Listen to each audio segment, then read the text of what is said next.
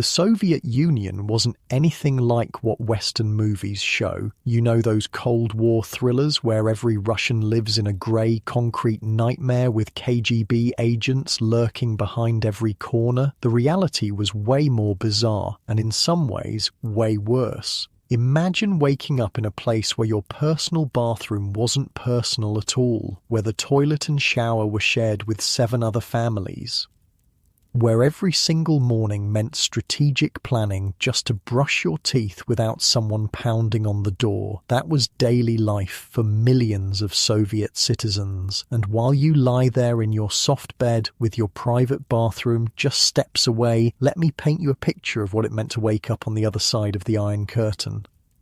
Oh, and if you're enjoying these stories, I'd really appreciate a like or subscribe. Super curious where you're all listening from, so drop a comment with your location and what time it is there. Always blows my mind how people are falling asleep to this all over the world.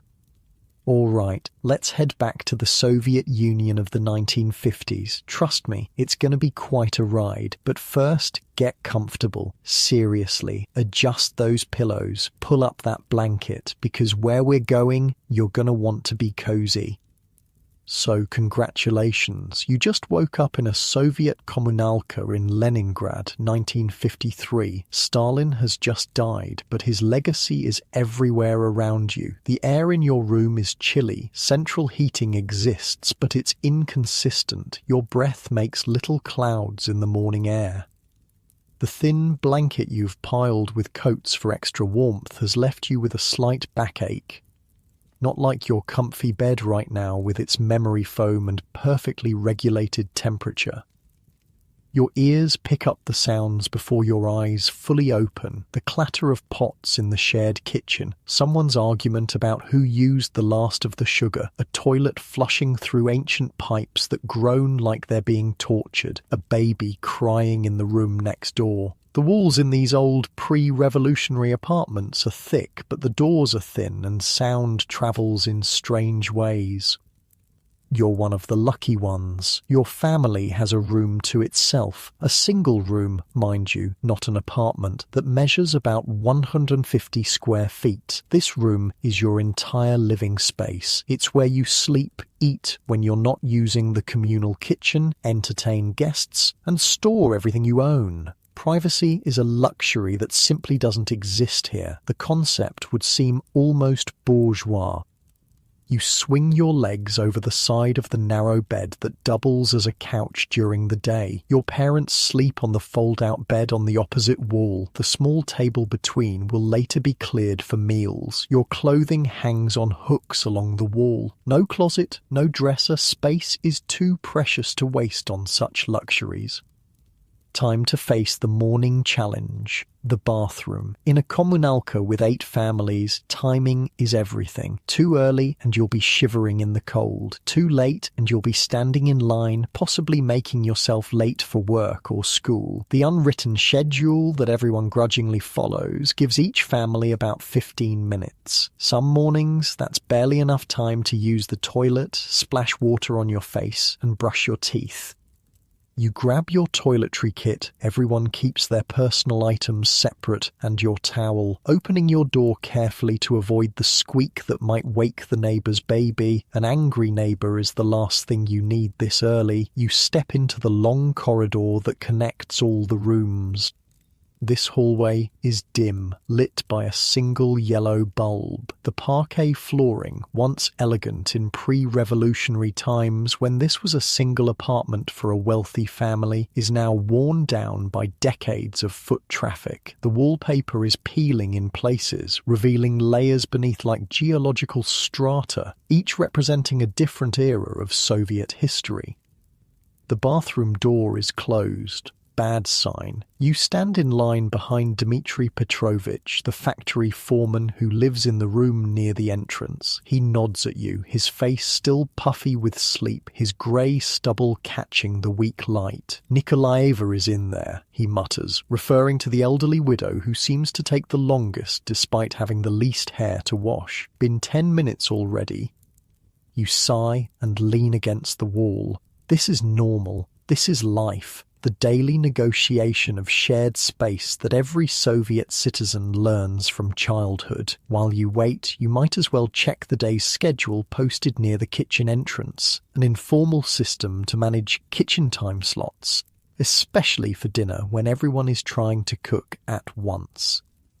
The kitchen itself is a strange mix of private and public. Each family has their own designated shelf in the single refrigerator, their own cabinet for dry goods, and often their own cooking burner. The single gas stove has been modified over the years to accommodate multiple pots simultaneously with 4 or 5 burners of varying reliability. Some families have even installed their own separate burners to avoid the inevitable conflict over cooking times. Finally, the bathroom door opens. Steam billows out as Nikolaeva emerges, her thin hair wrapped in a towel. She gives you a curt nod as she passes. Dmitry Petrovich gestures for you to go ahead. His need is less urgent than yours, a small kindness in a system where small kindnesses matter enormously.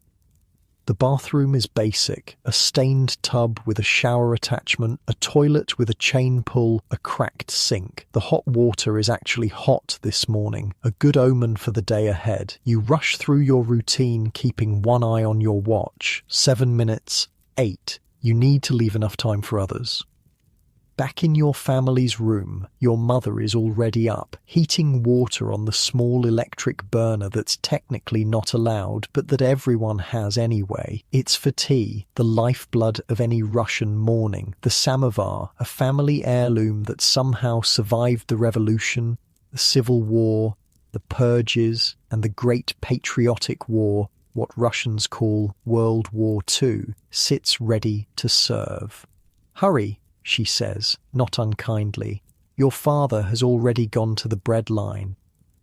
This is part of the daily choreography as well. Your father rises before dawn 3 times a week to stand in line at the bakery. Fresh bread is one of the reliable pleasures of Soviet life, and the state keeps it affordable, but you have to be willing to wait for it.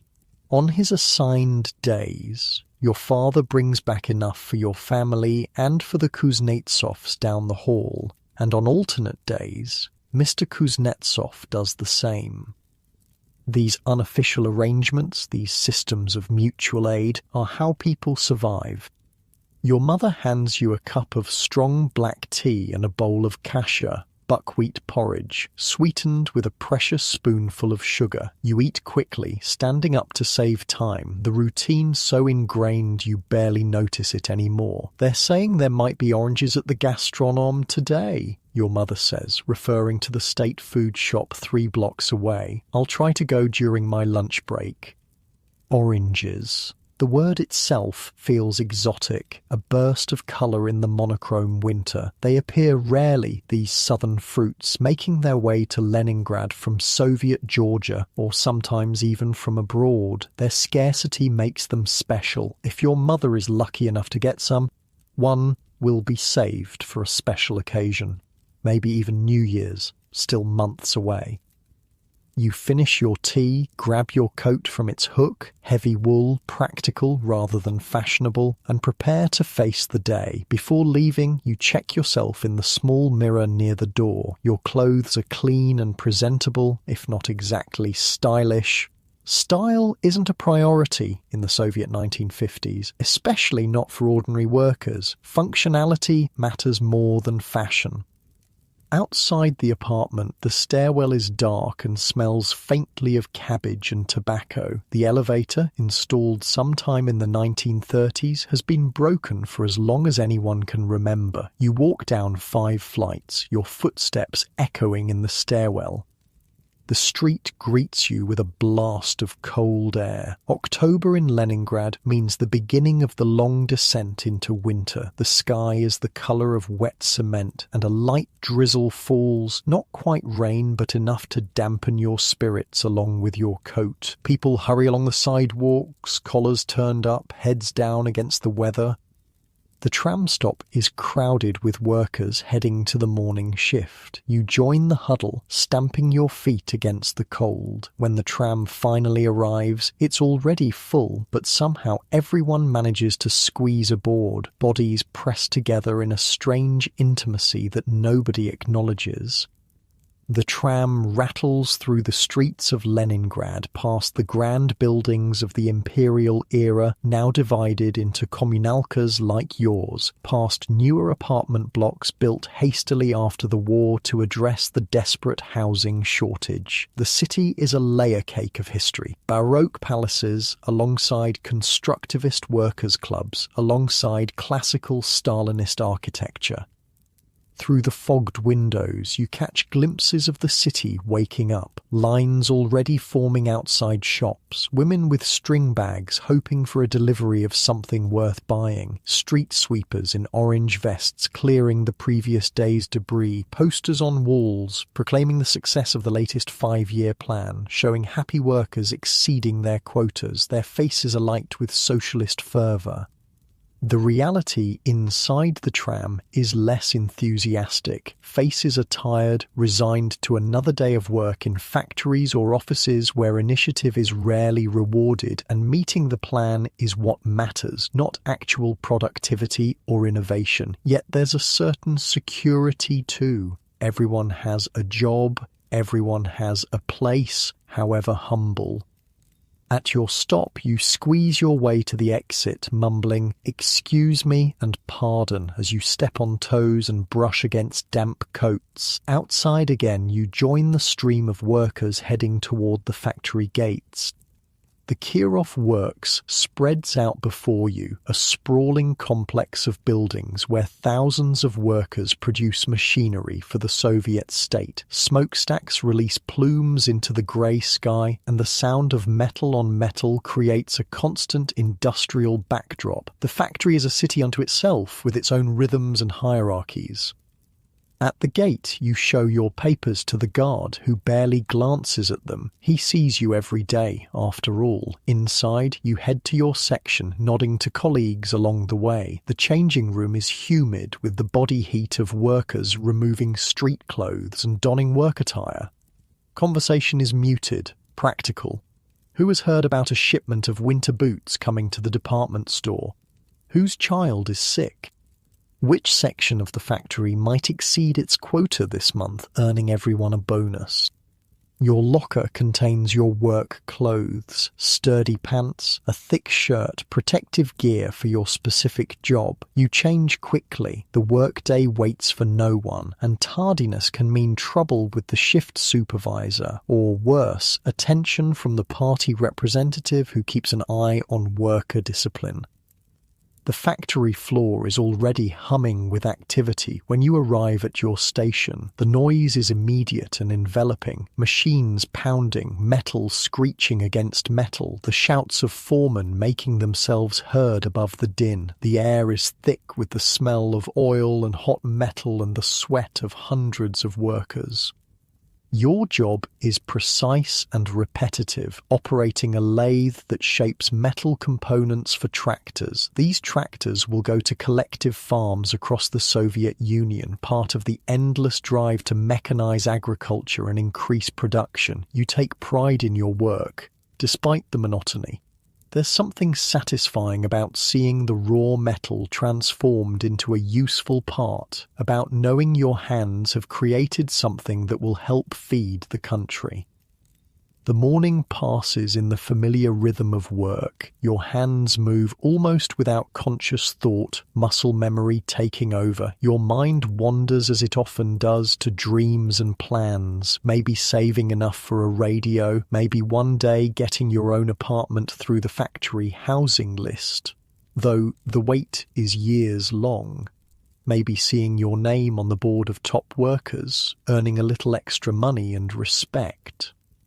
Around you, the great machine of Soviet industry grinds on, workers at their stations, each a cog in the vast apparatus of the state economy, quotas to meet, plans to fulfill, the new Soviet man and woman building socialism through labour.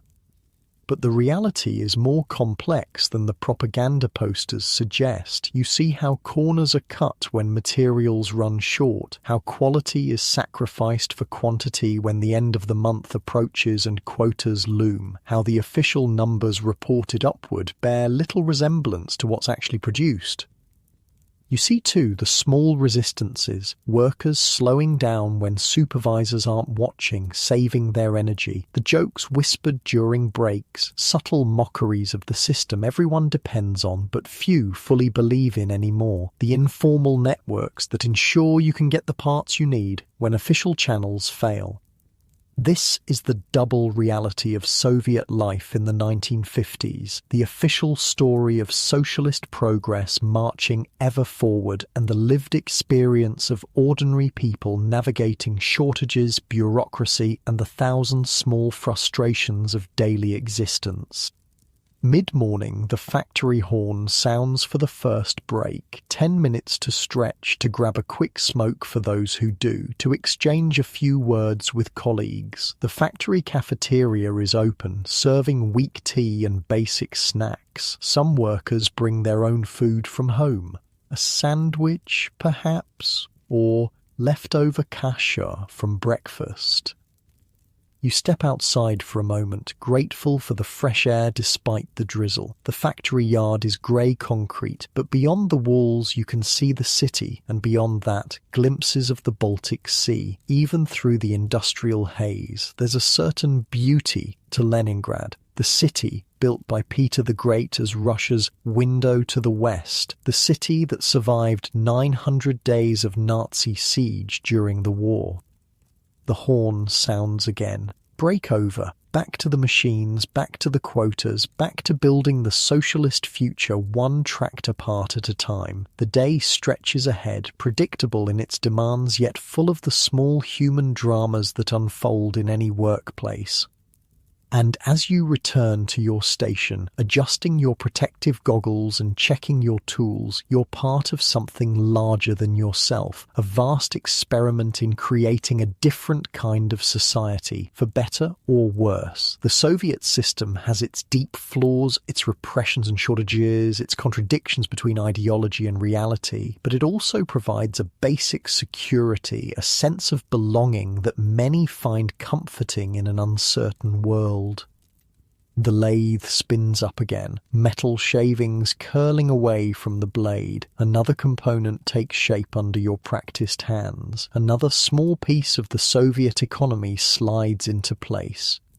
The morning shift continues, each hour marked by the factory clock that everyone watches with the same intensity. Time moves differently here, stretching out during the long hours of work, then suddenly accelerating as the end of the shift approaches. There's a rhythm to factory life, as predictable as the seasons yet never quite the same from day to day. You work steadily, your mind half on the task and half elsewhere, on the evening ahead, on the letter you received yesterday from a cousin in Moscow, on the rumour that the factory might exceed its monthly quota, meaning bonus pay for everyone, small hopes and concerns, the texture of ordinary life.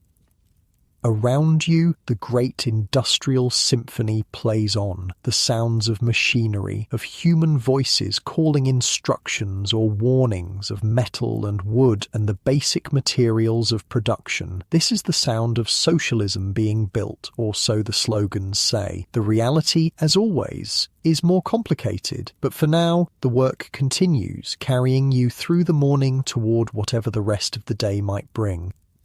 The factory horn blares, signalling the change of shift. It's now 1962, and the Soviet Union has evolved since Stalin's death. Khrushchev's thaw has brought subtle changes to everyday life. The fear that once permeated everything has lessened, though it hasn't disappeared entirely.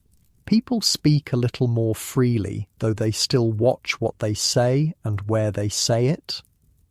You've moved up in the world. After years of faithful service at the Kirov Works, you've been promoted to section supervisor at a newer factory in Moscow. The capital city pulses with energy that Leningrad, for all its beauty, couldn't match. Moscow is the heart of Soviet power, where decisions that affect millions are made behind the Kremlin walls. More importantly, you now have your own apartment. Not a room in a communalka, but an actual one-bedroom apartment in one of the new Khrushchevka buildings sprouting across Moscow. These 5-story apartment blocks are basic, cheaply constructed with thin walls and tiny kitchens. But they offer something precious: privacy. Your own entrance, your own bathroom, your own kitchen. After years of communal living, this feels like unimaginable luxury. The buildings themselves are identical, row after row of rectangular blocks arranged in micro-districts. From the outside, they look like giant filing cabinets for humans. But inside each apartment, people create homes, applying their own touches to the standardized spaces. Your apartment has a small balcony where you've placed a few plants that struggle against Moscow's pollution. The furniture is standard Soviet issue, functional rather than beautiful, but it's yours. The morning routine is different now. You wake to an alarm clock instead of the sounds of neighbours. The bathroom is free whenever you need it. Breakfast is still tea and perhaps bread with butter, but you prepare it in your own kitchen at your own pace. Small freedoms, but they matter. Your commute has changed too. The Moscow metro is a marvel of Soviet engineering and architecture. Unlike the utilitarian subway systems of many Western cities, Moscow's stations are underground palaces decorated with mosaics, sculptures, and chandeliers. Propaganda? Yes, but beautiful propaganda, designed to elevate the daily experience of the ordinary worker, to suggest that the Soviet system values them enough to make even transit beautiful. You stand on the crowded platform surrounded by workers heading to factories, offices and construction sites across the capital. The train arrives precisely on schedule. The Moscow metro is famously reliable, and you squeeze aboard with dozens of others. Despite the crowd, there's a peculiar silence. Few people chat during the Moscow commute. Some read newspapers or books, but most just stare ahead, lost in thought, saving energy for the workday ahead. Your stop is in an industrial district on Moscow's outskirts. The factory itself is newer than the Kirov Works, built during the post-war industrial expansion. It produces components for Soviet televisions, still a luxury item for many families, but increasingly common as the Soviet standard of living slowly rises. As section supervisor, you have responsibilities beyond your own productivity. You oversee 20 workers, making sure they meet their quotas, maintaining discipline, and dealing with the inevitable problems that arise when materials run short or machinery breaks down. It's a delicate position, caught between the demands of upper management and the realities faced by workers on the floor. You arrive early, as always. Good supervisors set an example. Your office is little more than a glass-walled cubicle at the edge of the factory floor, but it represents your rise within the system. On the desk sits a photo of your family, a telephone that connects to other departments, and stacks of paperwork, the endless documentation that oils the gears of the Soviet bureaucracy. The morning meeting with other supervisors is the first order of business. The factory director, Comrade Volkov, presides. He's a party man, competent enough, but owing his position more to political reliability than technical expertise. His deputy, the chief engineer Sokolov, is the one who really understands how things work. This division between political authority and practical knowledge is typical throughout the Soviet system. Comrades, Volkov begins, I've just come from the ministry meeting. The planned targets for the third quarter have been increased. We're expected to raise production by 12%. A murmur runs through the room. 12% is substantial, especially mid-year when resources have already been allocated based on the original plan. "Where are we supposed to get the additional materials?" asks Antonina Sergeyevna, supervisor of the assembly section. She's been at the factory since it opened and isn't afraid to ask difficult questions. Volkov shrugs slightly. "The ministry assures us the supply increases will follow. In the meantime, we must find reserves within our current allocations." Everyone knows what this means. Reserves is code for cutting corners, for making do, for the 1,000 improvisations that keep Soviet factories running despite the rigid planning system. It's understood but never officially acknowledged that meeting targets often requires creative solutions that might not strictly follow regulations. The meeting continues with updates on various issues: a delayed shipment of components from Sverdlovsk, a visit from party officials next week, the upcoming factory sports competition. Throughout, there's the subtext that everyone understands: the official goals and the practical realities rarely align perfectly, and the gap must be navigated carefully.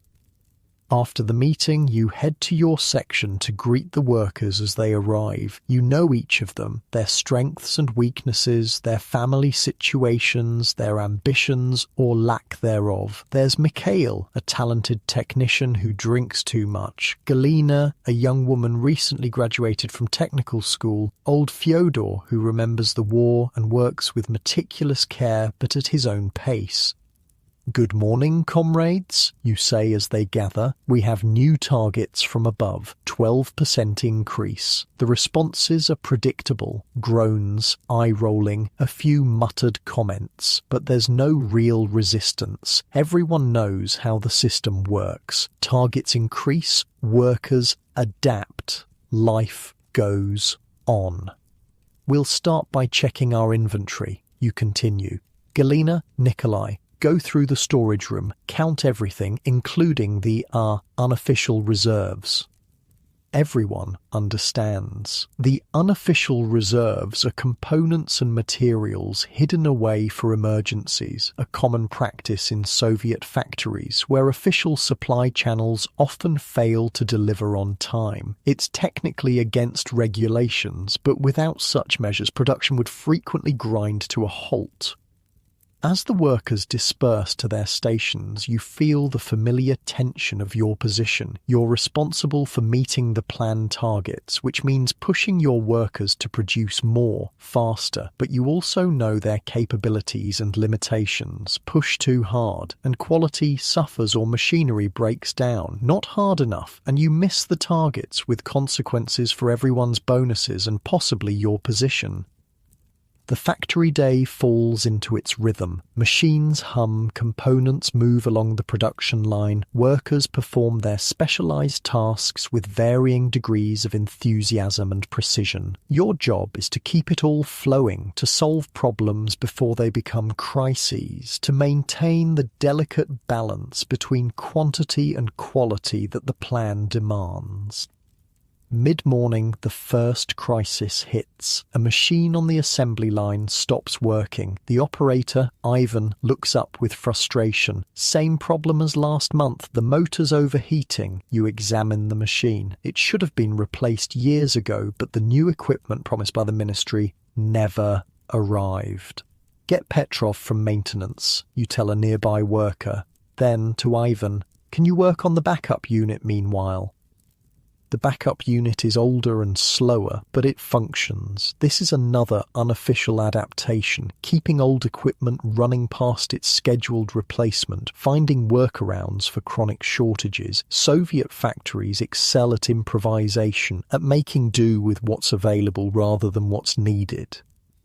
Petrov arrives, toolbox in hand. He's nearing retirement age, with decades of experience fixing machinery that official protocols would have scrapped long ago. Again, he sighs, seeing the problem. "I'll see what I can do, but we need the new part from Kharkov." "Is there anything in the workshop we could use?" you ask, meaning, can you fabricate something that will work well enough? Petrov considers. "Maybe. Let me check what Sergey's been hoarding." he heads off toward the maintenance workshop, where Sergei, the head of maintenance, keeps his own unofficial inventory of parts salvaged from other machines or fabricated in-house. This is how things actually get done, through personal connections, unofficial channels, and creative interpretations of the rules. The formal system, with its rigid plans and centralized allocation of resources, is too slow and unresponsive to meet the daily challenges of production. So a parallel system has evolved, one that everyone participates in but nobody officially acknowledges. By noon, Petrov has the machine running again, though he warns it won't last long without the proper replacement part. You make a note to call your counterpart at the Kharkov factory. You once helped them out with some capacitors during a shortage, and perhaps they'll return the favour. The lunch break offers a brief respite. The factory cafeteria serves basic but filling food at heavily subsidized prices: cabbage soup, kotlety, meat patties with mashed potatoes, compote to drink. Food is fuel here, not an experience to be savoured. Workers eat quickly, some reading the factory newspaper, others discussing last night's hockey match or sharing family news. You sit with the other supervisors, the conversation a mix of shop talk and careful gossip. Who's being considered for promotion to the central office? Is it true that the electronics factory across town received a shipment of Japanese components? Will the summer vacation schedules be approved soon?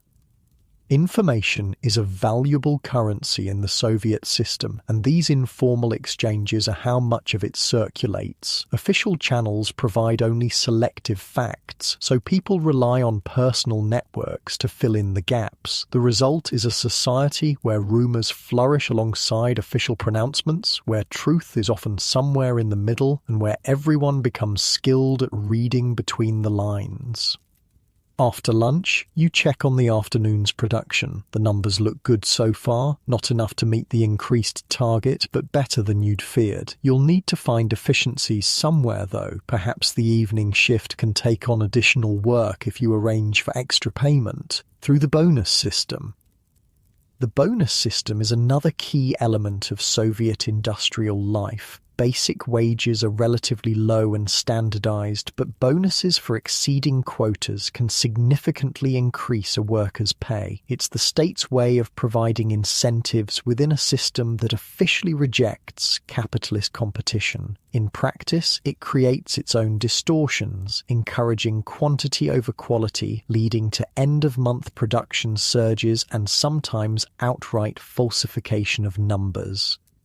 Your afternoon is consumed with the paperwork that documents everything the section produces. The Soviet economy runs on documentation, forms filed in triplicate, reports for various departments, statistics that travel up the hierarchy to become part of the vast data collection that supposedly guides central planning. How much of this information actually influences decisions at the top is unclear, but the paperwork must be completed nonetheless.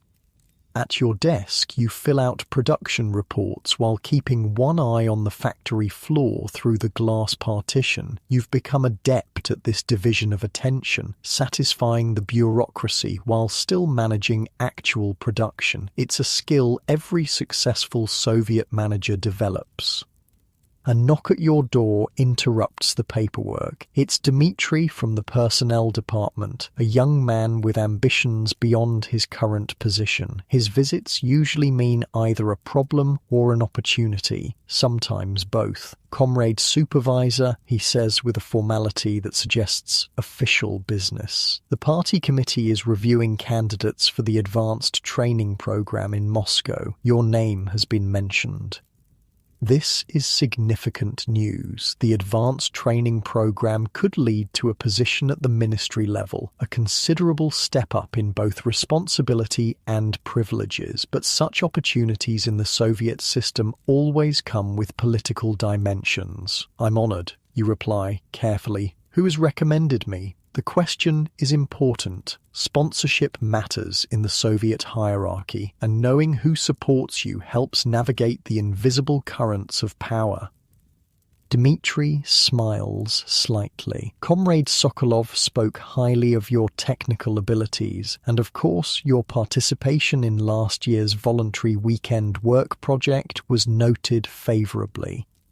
The translation is clear. The chief engineer values your competence, and your visible enthusiasm for officially promoted activities has been recognised. This is how advancement works, a combination of genuine ability and demonstrated political reliability. Not party membership necessarily, many managers aren't party members, but at least a willingness to participate in the rituals that affirm loyalty to the system.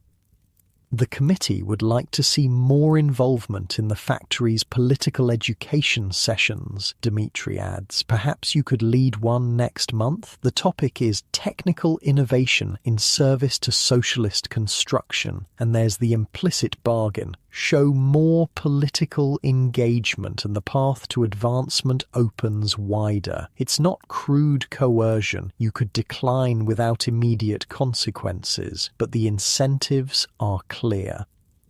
I'd be happy to prepare something, you say, knowing that an evening or two of research and writing is a small price for potential career advancement. After Dmitri leaves, you return to the production floor for the final hours of the shift. The afternoon energy is different, a combination of fatigue and the push to complete the day's quotas. Workers move with practiced efficiency, their bodies knowing the routines even as their minds might wander to evening plans or personal concerns.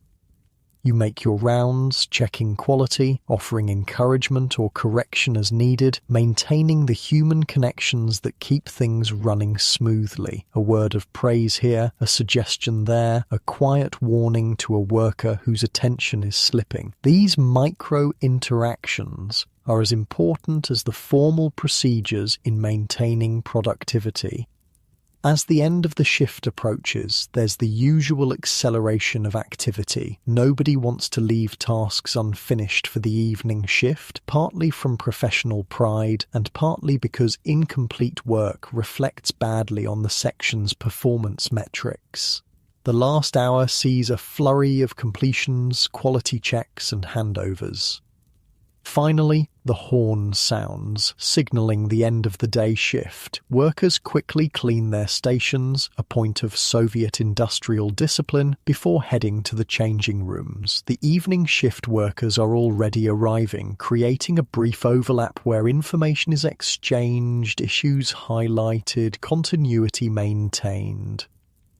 Your day isn't quite over. There's a final meeting with the other supervisors to review the day's production and address any issues before tomorrow. But as you walk toward the administration building, you feel the subtle shift from work self to private self beginning.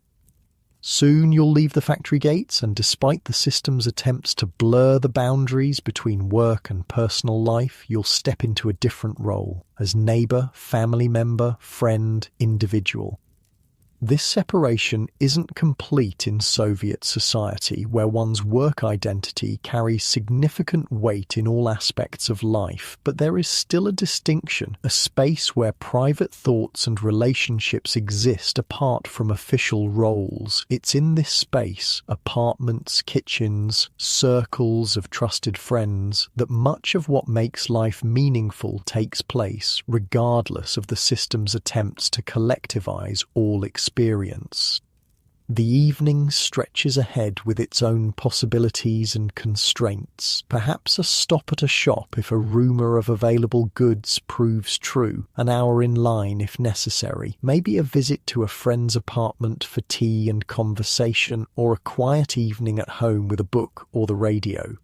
Small pleasures within the framework of a system that promises collective achievement but delivers mostly collective limitations.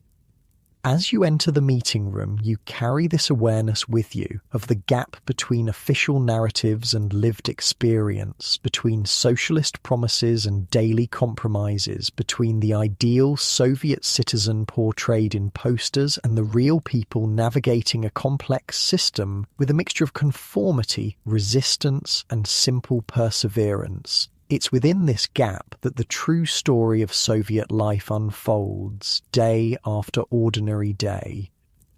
The morning sun filters through white curtains in a Moscow apartment. It's 1968 now, and the world is changing. In Paris, students are rioting. In America, protests against the Vietnam War are growing. And here in the Soviet Union, a new generation is coming of age. One that has no personal memory of Stalin's terror or the hardships of World War II.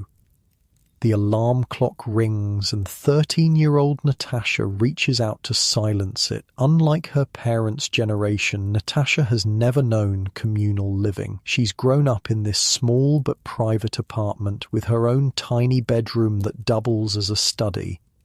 The room contains a narrow bed, a desk, and bookshelves filled with carefully selected volumes, from approved Soviet children's stories to translations of Jules Verne and Jack London that introduce young Soviet citizens to foreign worlds in politically acceptable packages. On her desk sits a nearly completed homework assignment on Russian grammar. Education is serious business in the Soviet Union, and children learn this early. The state invests heavily in education, with a rigorous curriculum focused on mathematics, sciences, and Russian language. Foreign languages are taught too, often German or English, though the emphasis is on reading technical literature rather than conversation. Natasha's school uniform hangs ready on the back of her door, a brown dress with a black apron for regular days, white apron for special occasions. Around her neck she'll wear the red scarf that marks her as a pioneer. Almost all Soviet children between the ages of 9 and 14 are pioneers, members of the Vladimir Lenin All-Union Pioneer Organization. It's not technically mandatory, but non-participation would raise questions about a family's ideological commitment and potentially limit a child's future opportunities. The pioneer scarf is more than a piece of clothing. It's a symbol of belonging to the collective, of participation in the official youth culture that the Soviet state has carefully constructed. Natasha ties it with practiced ease, the routine as familiar as brushing her teeth or braiding her hair.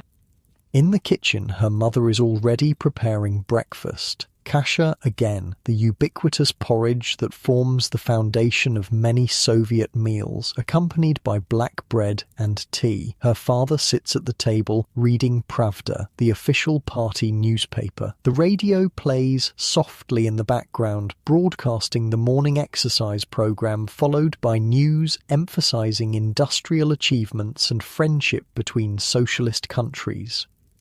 "Hurry, Natasha," her mother says. "You have pioneer meeting before classes today." Pioneer meetings are a regular part of school life, sessions where children participate in organized activities designed to instill Soviet values. They sing patriotic songs, discuss the achievements of Lenin and the party, plan community service projects, and prepare for various competitions between pioneer troops. These activities aren't viewed as indoctrination, but as proper civic education, teaching children their role in the collective and their responsibility to contribute to society.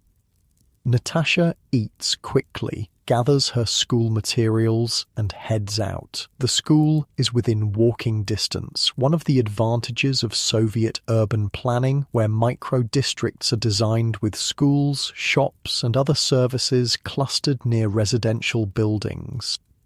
The morning is crisp, autumn painting the trees in Moscow's parks with hints of gold and red. Other children in identical uniforms converge on the school from surrounding apartment blocks, creating streams of brown and white flowing toward the imposing building with its statue of Lenin by the entrance. Inside, Natasha joins her pioneer troop in the assembly hall. 30 children stand in formation, scarves bright against their uniforms. At the front, the pioneer leader, a young woman studying education at the university, calls them to attention. The ceremony begins with the raising of the Soviet flag and the recitation of the pioneer oath. I, a young pioneer of the Soviet Union, in the presence of my comrades, solemnly promise to passionately love my Soviet motherland, to live, study, and struggle as the great Lenin bequeathed according to the laws of the pioneers of the Soviet Union. The words are familiar, repeated so often they've become almost automatic, yet there's still something stirring about 30 young voices speaking in unison, affirming their place in the great Soviet experiment. The collective experience is powerful, creating bonds between children who will grow up together, study together, and eventually work together in various branches of the Soviet economy. After the ceremony, regular classes begin. The Soviet school day is structured and intensive, typically beginning at 8:30 and continuing until mid-afternoon, 6 days a week. Subjects are taught in 45-minute periods with short breaks between them. The curriculum is standardized across the country. A child in Moscow learns exactly the same material as a child in Vladivostok or Tashkent, following identical textbooks and lesson plans. Natasha's first class is mathematics, taught by a stern woman whose dedication to her subject is matched only by her intolerance for carelessness. Soviet education emphasizes mathematics and sciences, areas where the country competes internationally and which form the foundation for engineering and technical careers that the planned economy requires. The teaching style is traditional. The teacher explains concepts at the blackboard, students take notes, complete exercises, and are called to the front to demonstrate their understanding. Rote learning and memorization play significant roles, especially in subjects like history, where the official interpretation of events must be absorbed precisely. But there's also genuine intellectual rigor, particularly in mathematics and sciences. By the time they finish secondary school, Soviet students have typically completed coursework in algebra, geometry, trigonometry, calculus, physics, chemistry, and biology at levels that often exceed Western requirements for college admission. After mathematics comes Russian literature, another cornerstone of Soviet education. Students study the classics of Russian literature extensively, though the interpretations are filtered through the lens of Soviet ideology. Pushkin, Tolstoy, and Chekhov are presented not just as great writers, but as critics of the pre-revolutionary order and forerunners of Soviet consciousness. For lunch, students eat in the school cafeteria, a simple meal of soup, kotlety, meat patties, and compote, fruit drink, subsidized by the state to ensure all children receive proper nutrition regardless of family circumstances. The equality of the cafeteria, like the uniformity of dress, reinforces the collective nature of Soviet education. Afternoon classes include history, taught strictly according to Marxist-Leninist principles, with emphasis on class struggle and the inevitable progress towards socialism, and physical education, where basic fitness is supplemented with pre-military training, especially for boys. The Soviet system views physical development as inseparable from intellectual growth, preparing children to be both productive workers and defenders of the socialist homeland if necessary. After school, Natasha doesn't immediately return home. Like many Soviet children, her day includes extracurricular activities organized through the school or the pioneers. Today, it's choir practice, preparing patriotic songs for the upcoming celebration of the October Revolution. Other days might involve sports, chess club, technical circles where children learn basic engineering skills or various forms of community service. These activities serve multiple purposes. They provide safe, supervised environments for children of working parents. They develop talents that might serve the state, and they further socialize children into Soviet values and collective behavior. They're also genuinely enjoyable for many children, offering opportunities to develop friendships and interests beyond the academic curriculum. Evening falls early in Moscow autumn. By the time Natasha returns home, streetlights are already glowing in the gathering dusk. Her parents won't be home for another hour. Both work full-time, like almost all Soviet adults. The apartment is empty, but Natasha has her key on a string around her neck, another marker of Soviet childhood where independent responsibility comes early. She makes herself a simple snack and settles at her desk to complete homework. The amount is substantial. Soviet education demands significant study outside classroom hours. Tonight's assignments include mathematics problems, memorization of a Pushkin poem, and preparation for an upcoming geography test on the industrial resources of the Soviet republics. Around 7, her parents return from work, tired but carrying a small treasure, oranges, a rare treat secured through her father's workplace distribution. Such parallel systems of allocation, where goods are distributed through workplaces rather than shops, help compensate for the chronic shortages in regular retail. Dinner is simple but filling. Cabbage soup, buckwheat with a small portion of meat, black bread and tea. The family eats together, discussing their days. Natasha's father asks about school. Her mother reminds her about the winter clothes that need mending. The radio plays softly in the background, now broadcasting classical music rather than news. After dinner comes the family's television time. The television set in the corner of the living room is relatively new, a source of pride and the center of evening entertainment. Programming is limited to a few state-controlled channels, broadcasting a mixture of news, educational programs, classical music performances, approved films, and occasional light entertainment. Tonight features a documentary about Soviet achievements in space, the cosmonaut program being one of the genuine sources of national pride that crosses ideological lines. The images of Yuri Gagarin and other space heroes promote the narrative of Soviet scientific prowess and the superiority of the socialist system in developing human potential. As bedtime approaches, Natasha prepares for the next day, laying out her uniform, checking her schedule, organizing her school materials. The routine is comforting in its predictability, a structure imposed partly by the state but internalized as the natural rhythm of life. Before sleep, she reads for a while, a collection of approved stories about pioneer heroes, young people whose courage and dedication to socialist principles offer models for emulation. The narratives are simplistic by adult standards, but absorbing for a child, still constructing her understanding of the world and her place in it. 5 years pass. Natasha is now 18, in her final year of secondary school, and the decisions that will shape her adult life are approaching. The Soviet education system has tracked students throughout their school years, identifying aptitudes and directing them toward appropriate futures. Natasha's strong performance in mathematics and sciences has marked her as a candidate for higher education, perhaps in engineering or medicine.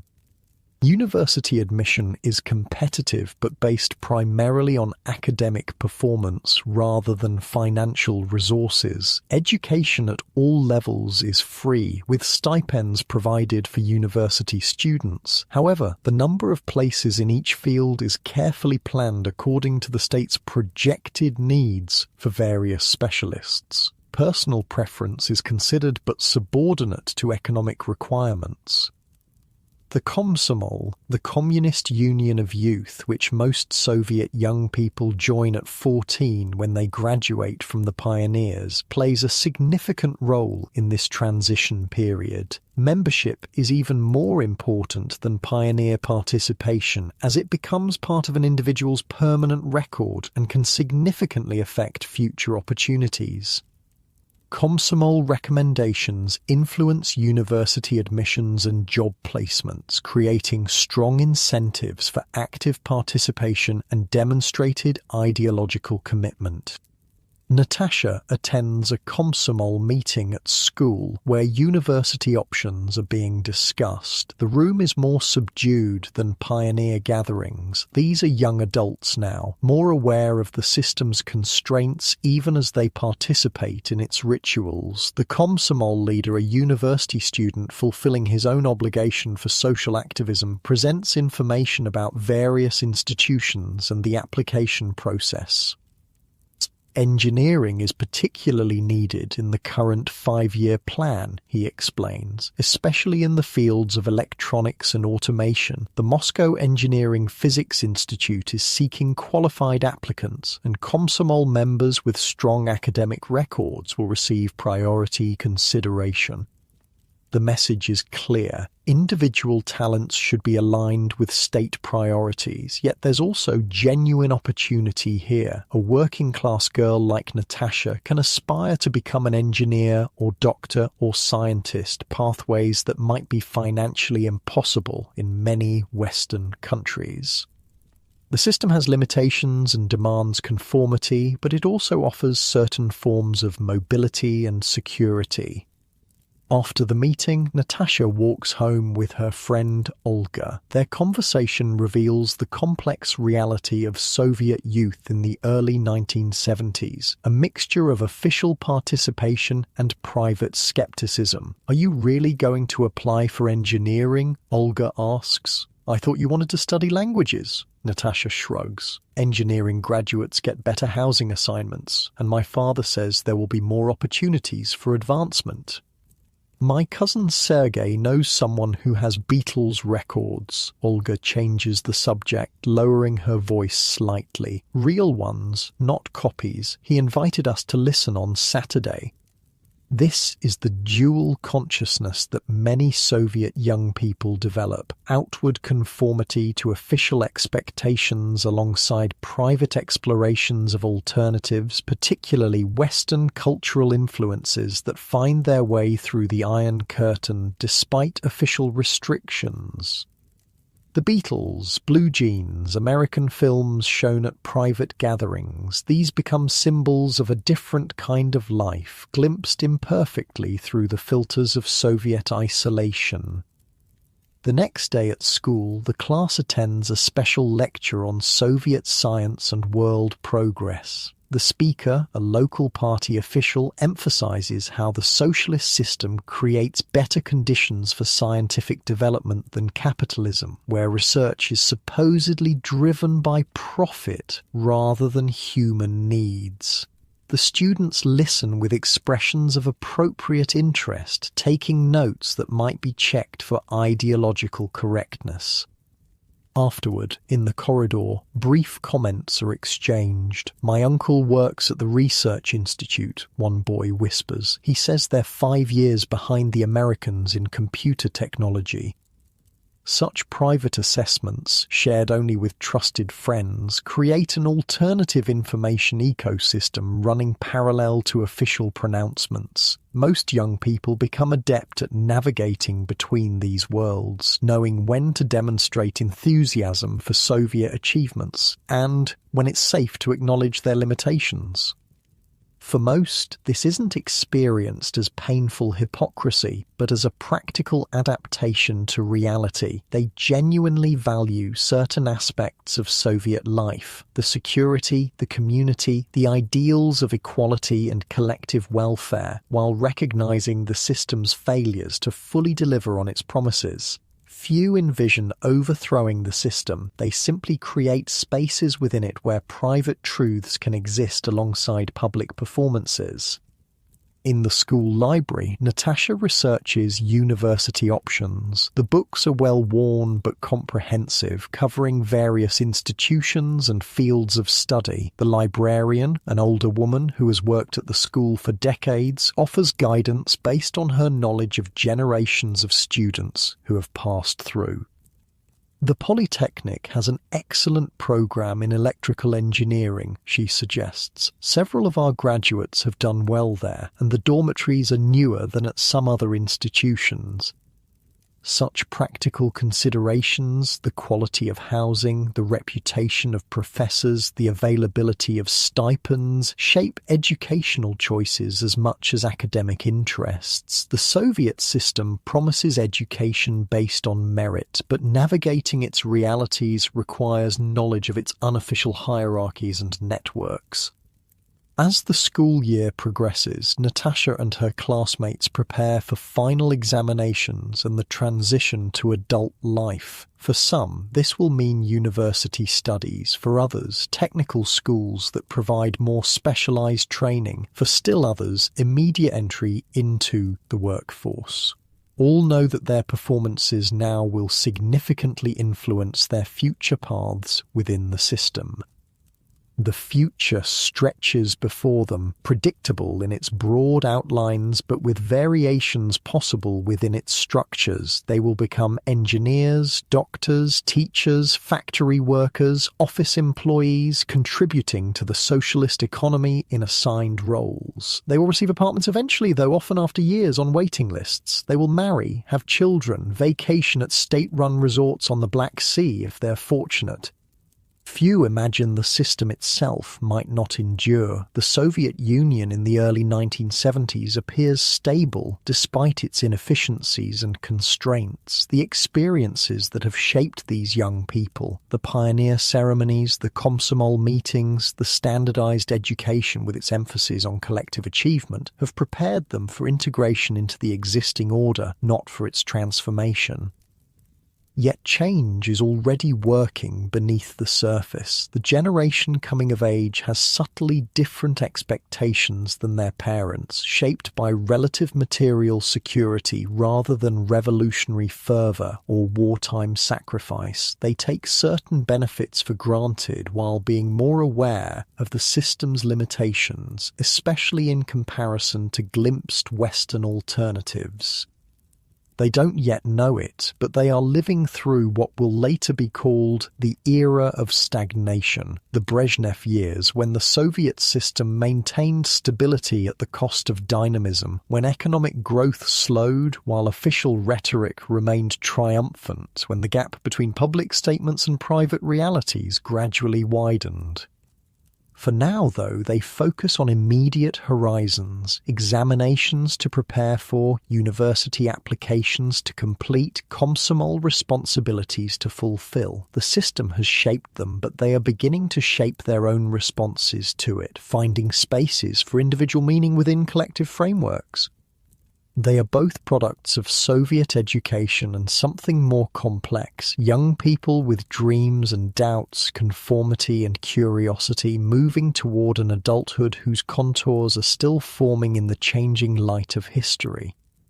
The record player spins quietly in the corner of a Moscow apartment. It's 1975 now, and the needle drops on a vinyl disc marked with Melodia, the state record label. The music that emerges is officially approved Soviet estrada, popular music with orchestral accompaniment and clear vocals, singing of love, nature, and occasionally patriotic themes.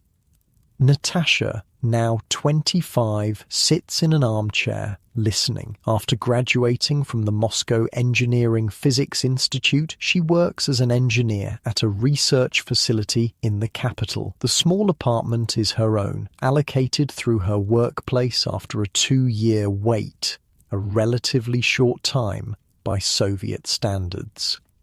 The furnishings are the standard Soviet issue that everybody recognizes. The same wall unit, the same sofa, the same lamps available in state stores across the country. But there are personal touches too. Books fill the shelves, classics of Russian literature, technical volumes related to her field, and a few treasured foreign works in translation that circulate among friends. A handmade macrame wall hanging created during a phase when this craft became inexplicably popular throughout the Soviet Union adds texture to the otherwise plain wall. On the small balcony, potted plants bring a touch of nature into the urban setting. The record finishes and Natasha carefully puts it away before selecting another, this one not from Melodia but a bootleg recording of Western music copied onto old X-ray films in a process known as music on ribs. The sound quality is poor, but the Beatles' songs are recognisable. This small act of cultural rebellion isn't particularly dangerous in the mid-1970s. The harshest repression of the Stalin era is long past, but it still exists in a grey area, neither fully approved nor actively prosecuted. This is the complex reality of Soviet leisure in the Brezhnev era, a mixture of state-provided entertainment, personal creativity within approved channels, and quiet exploration of alternatives that push against official boundaries without directly challenging them. The telephone rings, interrupting the music. It's Olga, Natasha's friend since school days, now a doctor at a Moscow clinic. "Are you still coming to the film tonight?" she asks. "They're showing The White Sun of the Desert at the Cosmos." Soviet cinema offers one of the more sophisticated forms of entertainment available to ordinary citizens. While heavily censored and required to operate within ideological constraints, talented directors and actors still manage to create works of genuine artistic merit. Some, like The White Sun of the Desert, become beloved classics, watched repeatedly by audiences who know the dialogue by heart.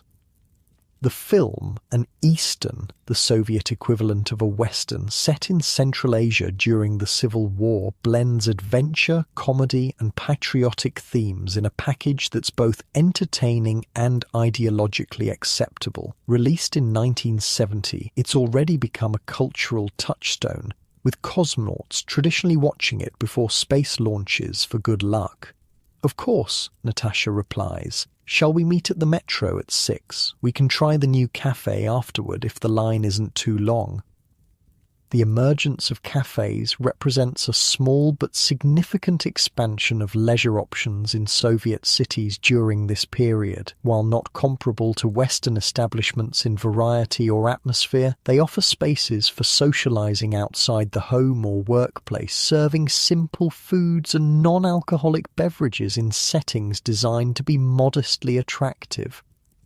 The metro journey to the cinema passes through stations that remain one of the genuine marvels of Soviet public works, palatial underground spaces decorated with mosaics, sculptures, and chandeliers kept meticulously clean. The contrast with the often shabby above-ground reality is striking but unremarked upon by riders who have grown accustomed to this daily juxtaposition. The Cosmos cinema, built in the distinctive Soviet modernist style of the 1960s, draws a substantial crowd despite this being a weekday evening. Soviet ticket prices are kept deliberately low. Culture is considered a public good that should be accessible to all, not a commercial product. Inside, before the film, newsreels play, a standard feature of Soviet cinema showings. These present carefully selected current events, emphasizing industrial achievements, fraternal relations with socialist countries, and the contrast between peaceful Soviet life and the supposed chaos and exploitation of the capitalist world. The audience watches with the polite attention given to official communications, neither fully believing nor openly questioning. The film itself draws more genuine engagement, laughter at the comedic moments, quiet appreciation of the beautiful desert landscapes, enjoyment of performances by actors who have become familiar presences in Soviet cultural life. The shared experience creates a temporary community among the audience, a collective participation in cultural life that remains one of the strengths of the Soviet system despite its many constraints. Afterward, Natasha and Olga walk to the cafe, continuing a conversation about the film that shifts easily between aesthetic appreciation and mild critique, the latter kept within safe boundaries by unspoken mutual agreement. Even in the relative relaxation of the Brezhnev era, certain topics remain sensitive, and Soviet citizens develop an intuitive sense of where the lines are drawn. The cafe is moderately crowded but not full. They find a table and order coffee and pastries. The quality is mediocre by international standards, but this isn't the point. The setting provides a space for conversation, for connection, for a small pleasure in the rhythm of work and domestic responsibilities. Their discussion moves from the film to mutual friends, workplace situations, and eventually to Olga's upcoming vacation on the Black Sea coast. This is another standard feature of Soviet life, the annual vacation at subsidized resorts, known as sanatoria, provided through workplaces or trade unions. These vacations combine rest, medical treatments, and structured activities in a package that reflects the Soviet approach to leisure as something that should be both enjoyable and improving. "I've been assigned to Sochi this year," Olga explains. 2 weeks in August, the clinic director said it was a reward for exceeding our preventative care targets. Such allocations, putevki or vacation vouchers, are distributed through workplaces based on a combination of merit, need, and sometimes connections. The better resorts are highly sought after, particularly those on the Black Sea coast with its relatively warm climate and beaches, a precious commodity in a country where much of the territory experiences harsh winters. "You're fortunate," Natasha replies. "I'm still waiting to hear about my application. Last year I ended up at a sanatorium outside Moscow because all the southern spots were taken." This is the reality of Soviet consumer experience, a system of allocation rather than purchasing power, where access to goods and services depends on position, connections, and sometimes simple luck. Money matters less than in capitalist economies, but other forms of capital, social connections, workplace status, party membership become crucial currencies. As they leave the cafe, the evening sky is still light. Summer in Moscow brings long days that stretch toward midnight. They walk for a while through the city centre, past the grand buildings that house government ministries and cultural institutions, through squares designed for public gatherings and demonstrations. "My brother got tickets for the Vysotsky concert next month," Olga mentions, lowering her voice slightly despite the relative openness of the topic. "He stood in line for 6 hours." Vladimir Vysotsky occupies a unique position in Soviet cultural life of the 1970s, immensely popular for his raspy-voiced performances of songs that push against official constraints without crossing into outright dissidence. His concerts are always sold out, his records nearly impossible to find through official channels but widely circulated through unofficial recordings. This parallel culture, neither fully approved nor completely forbidden, creates spaces where Soviet citizens can experience alternatives to official narratives without directly challenging the system. The authorities tolerate these grey areas as safety valves, recognizing that complete suppression might create more dangerous pressures. The weekend brings different leisure patterns. Saturday is still a workday in the Soviet Union of 1975, though there's discussion of eventually moving to a 5-day week. Sunday, however, offers free time for activities beyond the regular routine. For many Soviet families, Sunday centers on domestic tasks, shopping for the week ahead, cleaning, repairs, and food preparation. Consumer services are limited, and the DIY approach is a necessity rather than a lifestyle choice. Soviet apartments are constantly being maintained, improved, and adapted by their occupants, who develop impressive skills in working around shortages of materials and tools. But Sunday also offers opportunities for recreation. In summer, many urban dwellers head to nearby forests or riversides for picnics, swimming, and mushroom gathering, activities that cost nothing and provide connection with nature. Public parks offer cultural programs, concerts, and simple amusements. Sports facilities, basic but functional, provide opportunities for physical activity considered essential to well-rounded socialist development. Winter recreation adapts to the harsh climate. Ice skating in city parks, cross-country skiing in surrounding forests, or simply walking through snow-covered landscapes bundled against the cold. Indoor activities increase: chess tournaments, amateur theatrical performances, lectures at workers' clubs or cultural centres. This Sunday, Natasha visits her parents in their apartment across the city. The family gathering is a cornerstone of Soviet leisure, maintaining connections that provide both emotional support and practical assistance in navigating the system's challenges. Conversations around the kitchen table often last for hours, ranging from personal matters to carefully expressed political observations, all within the private sphere where greater honesty is possible. Her mother has prepared a special meal, using ingredients secured through various channels, some from regular shops, others from the farmers' market where collective farm workers can sell surplus produce at higher prices, and a few treasured items from the workplace distribution that supplements the regular retail system.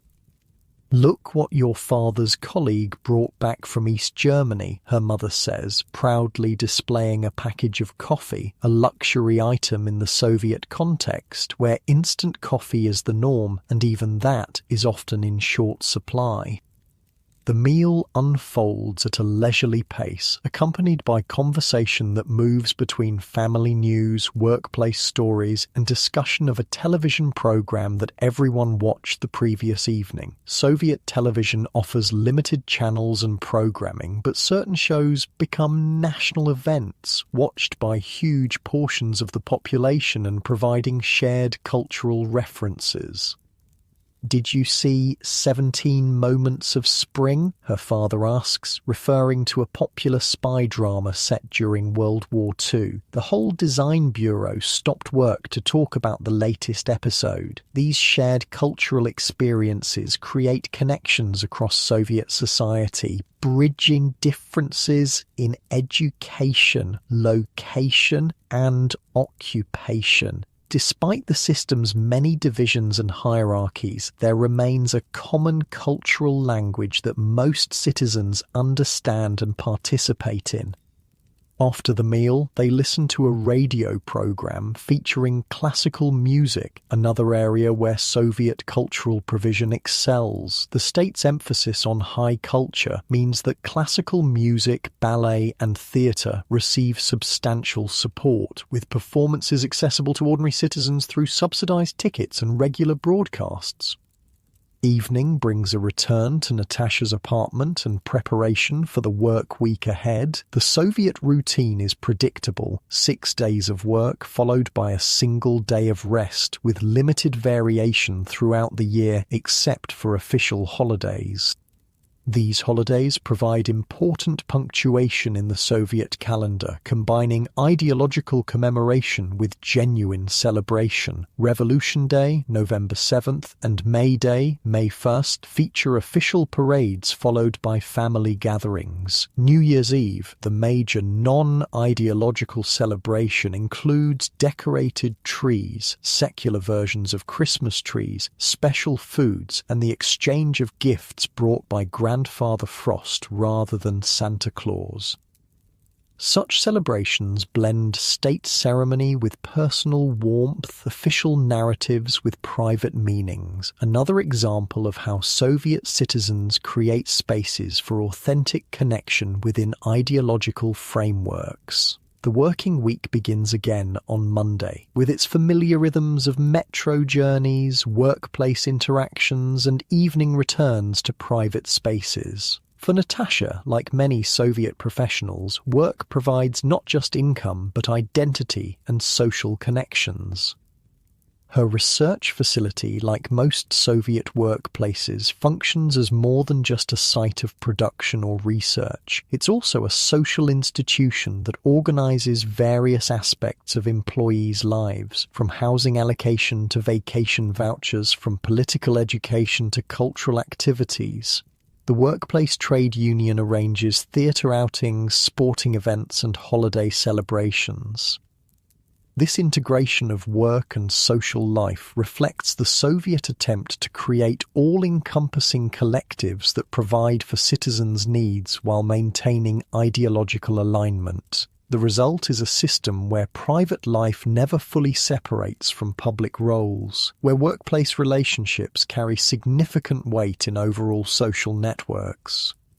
One evening after work, Natasha attends a lecture at the House of Scientists, one of many specialized cultural centers that cater to particular professional groups. The topic is cybernetics, a field that has had a complex relationship with Soviet ideology but is now cautiously embraced as necessary for economic development. The audience consists mainly of specialists in related fields, creating an environment where technical discussions can occur with relatively limited ideological framing. Such professional gatherings offer spaces for more open exchange of ideas, though still within boundaries that participants understand intuitively. Afterward, a small group continues the discussion at a colleague's apartment, one of the informal gatherings where Soviet intellectual life often flourishes most authentically. In private spaces, with trusted associates, conversations can explore implications and questions that might be problematic in public settings. These kitchen table discussions, whether among family members, friends, or colleagues, represent a vital layer of Soviet social experience. Behind closed doors, people speak more freely, share unsanctioned materials, and develop perspectives that may diverge from official positions without constituting active opposition. For most Soviet citizens, this dual consciousness doesn't feel like hypocrisy, but like a practical adaptation to reality, accepting the system's constraints while creating spaces for authentic connection and meaning within them. Few actively oppose the regime. Most simply navigate its contours, finding niches where personal fulfillment remains possible. The week continues with its mixture of work obligations and modest leisure opportunities. One evening brings a visit to the Tretyakov Gallery, where Russian and Soviet art is displayed in a setting that emphasizes cultural continuity and national achievement. Another evening is spent at home, with a book borrowed from a friend, a translation of a foreign novel that isn't officially banned, but isn't widely available either.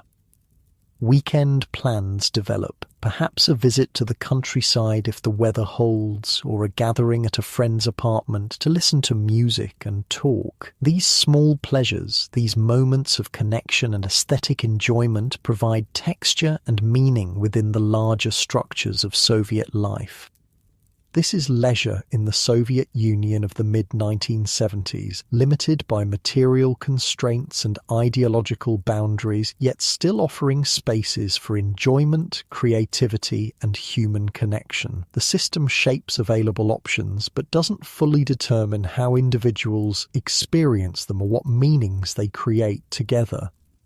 As Natasha prepares for sleep, her mind reviews the week ahead, work responsibilities, an upcoming visit from an old university friend, plans to search for winter boots that are rumoured to be available at a particular store. The mixture of routine certainties and small uncertainties that constitutes daily life in a system that promises complete security, yet delivers unpredictable shortages and constraints. The room darkens as she turns off the lamp, Outside, Moscow continues its nighttime existence, quieter than during the day but never completely still. The vast apparatus of the Soviet state surrounds her, with its power to allocate resources, define acceptable expression, and shape life trajectories. Yet within this system, individuals continue to create connections, find meanings, and build lives that are never fully captured by official categories or narratives. Sleep approaches gradually, bringing temporary release from the negotiations and adaptations that Soviet life requires. Tomorrow will bring another day of navigating between public performance and private authenticity, between collective imperatives and personal aspirations.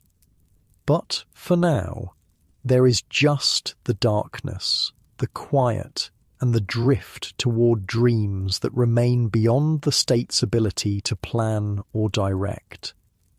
Evening shadows lengthen across Moscow as the sun sets behind the city's distinctive skyline. It's 1983 now, and subtle changes are rippling through Soviet society. The long tenure of Leonid Brezhnev ended with his death the previous year, and after the brief leadership of Yuri Andropov, the system seems to be drifting, uncertain of its future direction.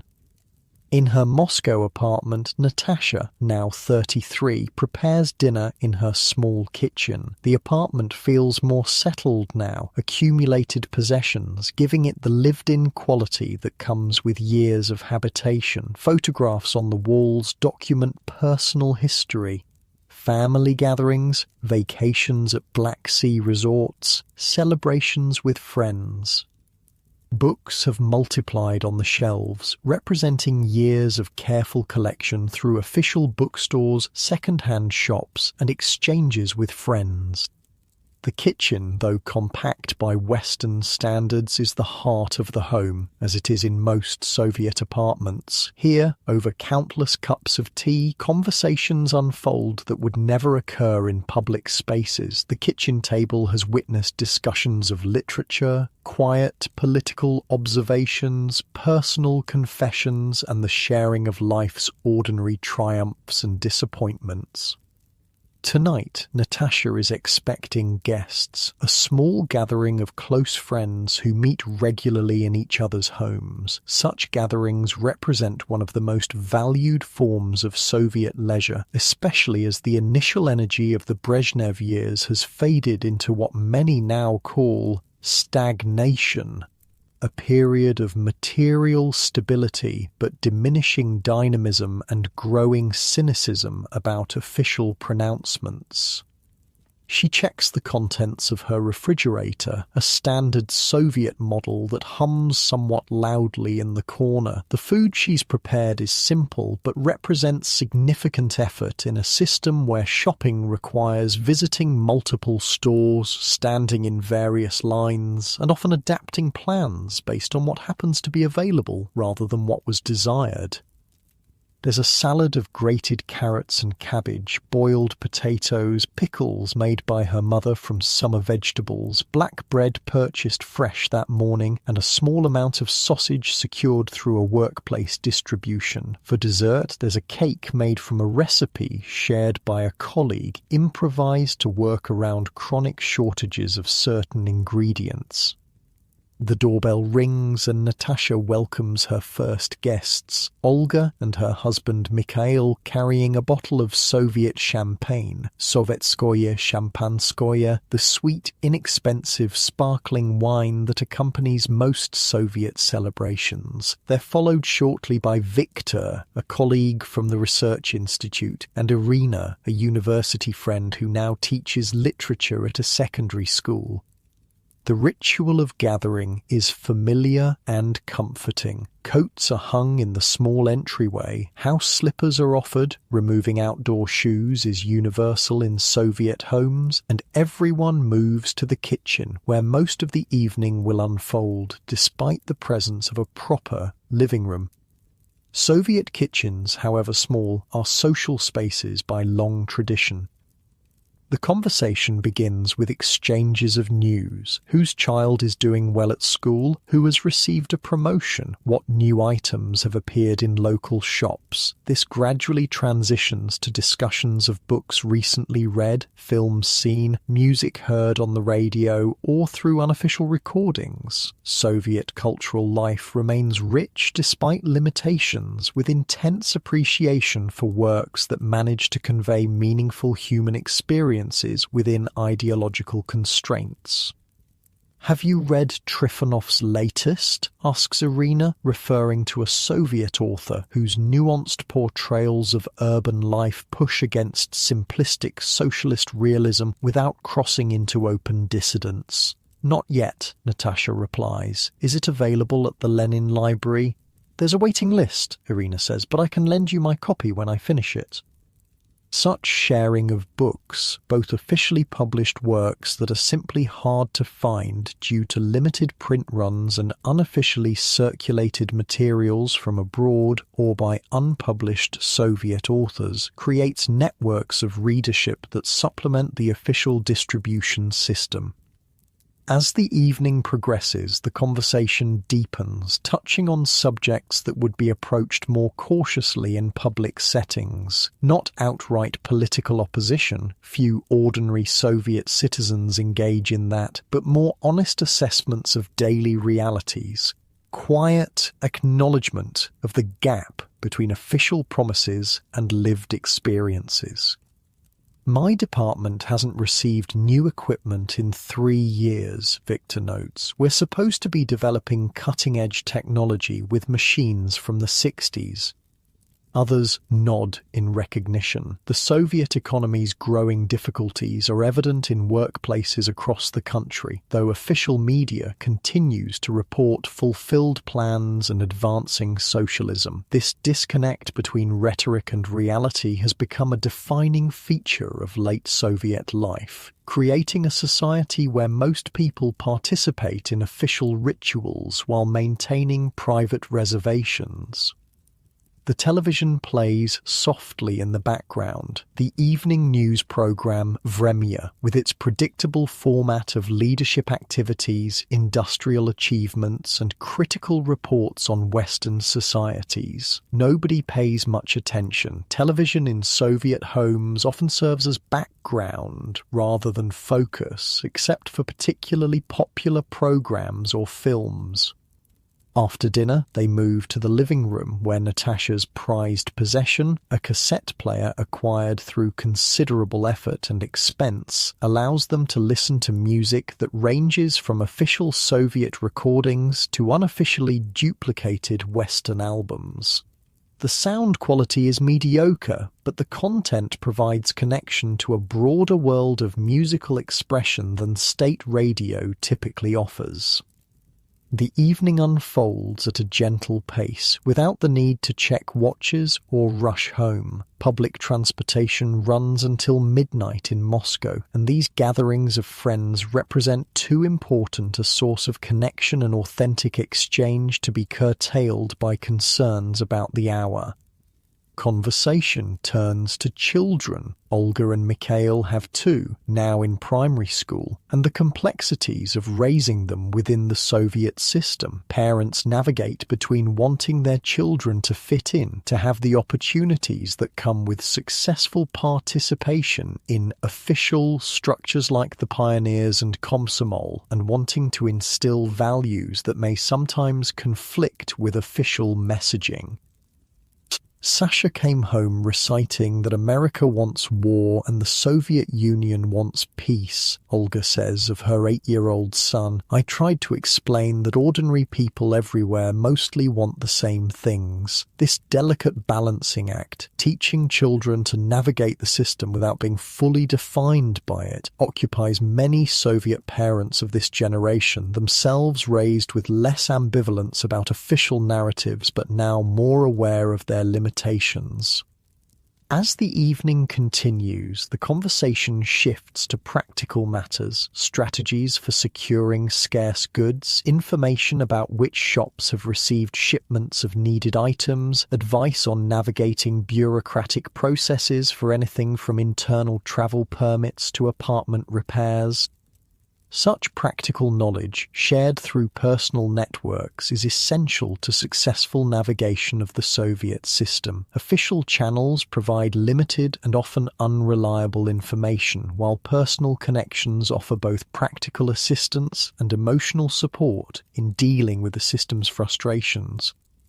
Around 11, the gathering begins to disperse. The friends take their leave with warm embraces and plans for the next meeting, perhaps at Olga and Mikhail's apartment next month. The connection these evenings provide, the opportunity to speak more freely, to share authentic reactions to life's experiences, makes them precious in a society where public and private expressions often diverge significantly. After her guests depart, Natasha begins the small rituals of preparing for sleep. She washes the dishes, no dishwashers in Soviet apartments, and tidies the kitchen. The radio plays classical music from the single state channel still broadcasting at this hour. She waters the plants on her windowsill, living things that bring nature into the urban apartment and require daily attention that grounds her in simple, tangible care. The bathroom routine is basic by Western standards of the 1980s. Soviet apartments have hot water and indoor plumbing, but products are limited. A standard soap, basic toothpaste, simple shampoo. The consumer variety that characterizes Western personal care is absent here, where functionality matters more than choice or luxury. In her bedroom, Natasha sets the alarm clock for the morning and turns back the covers of her bed. The bedding is sturdy and practical, like most Soviet consumer goods, designed for durability rather than style, expected to last for years rather than being regularly replaced.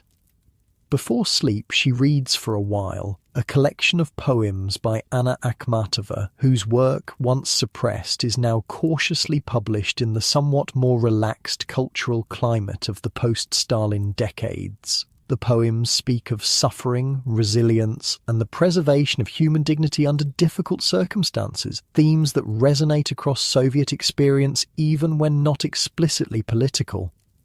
Outside the window, Moscow settles into night. The huge city, capital of the world's largest country, never fully sleeps, but its rhythms slow. Factories operate around the clock, but shops are closed. Theatres and concert halls dark. Offices empty until morning. The metro runs less frequently, though it never completely stops.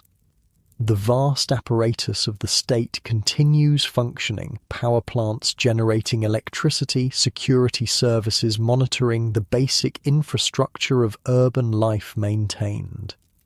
Natasha's thoughts drift as sleep approaches. Her life has unfolded within the structures of the Soviet system, education directed toward economic needs, housing allocated through official channels, leisure shaped by state provision and limitations. Yet within these structures, she has created a meaningful existence, professional accomplishment, deep friendships, appreciation of culture, small daily pleasures that accumulate into a life uniquely her own.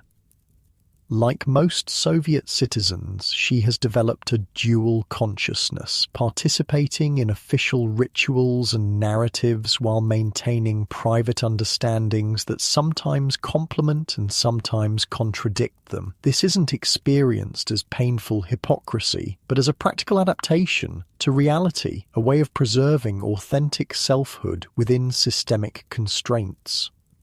As sleep draws nearer, her thoughts become more fragmentary, moving between memories, current concerns, and vague plans for the days ahead. The rhythm of Soviet life is predictable in its broad outlines: work, household tasks, social gatherings, official holidays marking the calendar year. Within this predictability, small variations and personal meanings create texture and significance. What she doesn't know, cannot know, as she drifts towards sleep in 1983, is that the system surrounding her, which appears solid and permanent despite its inefficiencies and constraints, has less than a decade remaining. The Soviet Union, which has shaped every aspect of her life, from education to housing to the food on her table, will dissolve before the 1980s end. The signs of strain are visible: economic stagnation, technological lag behind the West, growing cynicism about official pronouncements, but few imagine complete transformation rather than gradual reform. The vocabulary for what might replace the Soviet system doesn't yet exist in common discussion. The possibilities remain unarticulated except in dissident circles far from mainstream experience. For now, there is just this apartment, this evening, this gradual transition from wakefulness to sleep. Outside, the huge country continues its existence, spanning 11 time zones, encompassing hundreds of ethnic groups, structured by a political system that has endured for nearly 7 decades. Inside, a single citizen concludes her day, one life among millions, shaped by this vast experiment in creating an alternative to capitalism with all its achievements and failures. A few years later, in 1985, a new leader named Mikhail Gorbachev will ascend to power, introducing concepts like glasnost, openness, and perestroika, restructuring, that will unleash forces beyond his ability to control. The rigid structures of Soviet life will begin to loosen, creating both new possibilities and new uncertainties. For ordinary citizens like Natasha, these changes will bring complex mixtures of opportunity and challenge. Greater freedom of expression and access to previously restricted information will expand horizons. Economic reforms will create possibilities for initiative and entrepreneurship alongside inflation and instability. The solid guarantees of the Soviet system, guaranteed employment, stable prices, predictable if limited consumer access, will give way to the volatile dynamics of markets still taking shape. Some will adapt quickly to these new conditions, finding niches in the emerging system. Others will struggle with the dissolution of structures that, despite their limitations, provided security and predictability. Most will experience some combination of liberation and loss as the world they've known throughout their lives transforms around them. But all of that lies in an unimaginable future as Natasha drifts towards sleep on this Moscow night in 1983. Her thoughts slow, her breathing deepens, and the day's experiences gradually dissolve into the approaching landscape of dreams. The small sounds of the apartment, the refrigerator's hum, the occasional creak of the building settling, the distant murmur of a neighbour's radio create a familiar acoustic backdrop to the transition from wakefulness to sleep. These ordinary sounds, these modest comforts of home, exist within a system that encompasses everything from nuclear arsenals to space exploration, from industrial production to ideological pronouncements. This is the paradox of individual existence within vast political structures, that personal experience remains intimate and specific even while shaped by forces operating at national and global scales. Natasha's sleep, like her waking life, unfolds within contexts. She didn't choose but has learned to navigate, finding spaces for authentic being within circumstances partly given and partly created. Outside her window, stars are visible through breaks in the cloud cover, the same stars seen from Washington or London or Beijing, indifferent to the ideological divisions of Earth. Inside, a citizen of the Soviet Union completes her day like millions of others across the country, each with unique dreams and concerns, each with personal joys and sorrows that transcend political categories, even while influenced by them. As consciousness fades, the boundaries between historical context and individual experience blur. There is just this moment, this gradual release of waking awareness, this drift toward the renewal that sleep provides. The complexities of Soviet life, its achievements and failures, its security and constraints, its collective narratives and private truths recede temporarily as sleep approaches.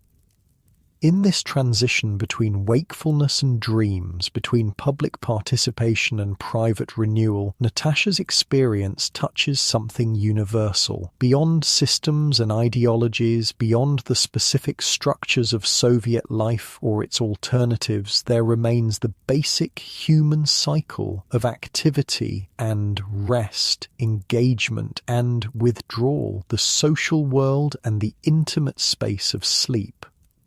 And as her breathing deepens and her thoughts scatter like leaves in a gentle wind, she crosses the border between historical specificity and the shared human experience of surrender to sleep. The Soviet citizen becomes simply a sleeping person, joined in this most basic of experiences with humans everywhere, regardless of the systems they inhabit or the ideologies they embrace or reject.